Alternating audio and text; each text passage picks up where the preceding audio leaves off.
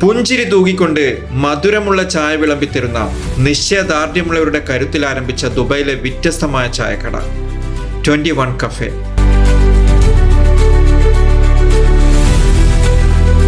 Dubai അൽഗുറൈർ സെന്ററിലെ 21 cafe വ്യത്യസ്തമായ ചായക്കട എന്ന് പറയാൻ ഒരു കാരണമുണ്ട്. UAE ഭാഷയിൽ ഇവരെ വിളിക്കുന്നത് പീപ്പിൾ ഓഫ് ഡിറ്റർമിനേഷൻ എന്നാണ്. ശാരീരിക വെല്ലുവിളി നേരിടുന്നവർ നടത്തുന്ന ഈ ചായക്കടയെ ദുബായ് ജനത ചേർത്ത് പിടിക്കുകയാണ്.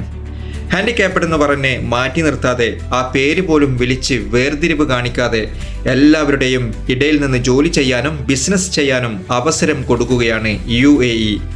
അമേരിക്കയിലെ ഇൻഫ്ലുവൻസറും മോട്ടിവേഷൻ സ്പീക്കറുമായ നിക് സാന്റോനെസ്റ്റാസോ അമേരിക്കയിൽ നിന്ന് ദുബായിലേക്ക് താമസം മാറിയത് എന്തുകൊണ്ടാണ്?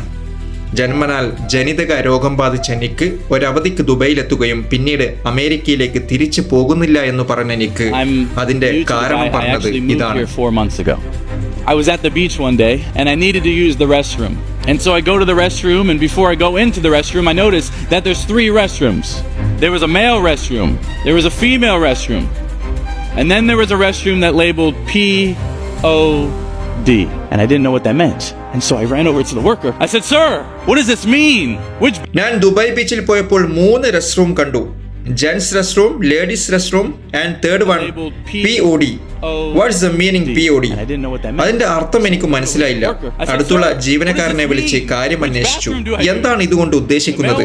ജീവനക്കാരൻ പുഞ്ചിരി തൂകിക്കൊണ്ട് അദ്ദേഹത്തോട് പറഞ്ഞു, ഇവിടെ വികലാംഗർ, അംഗപരിമിതർ എന്ന വാക്ക് ഉപയോഗിക്കാറില്ല. പകരം നിശ്ചയദാർഢ്യമുള്ളവർ അഥവാ പീപ്പിൾ ഓഫ് ഡിറ്റർമിനേഷൻ എന്നാണ് വിളിക്കാറ്.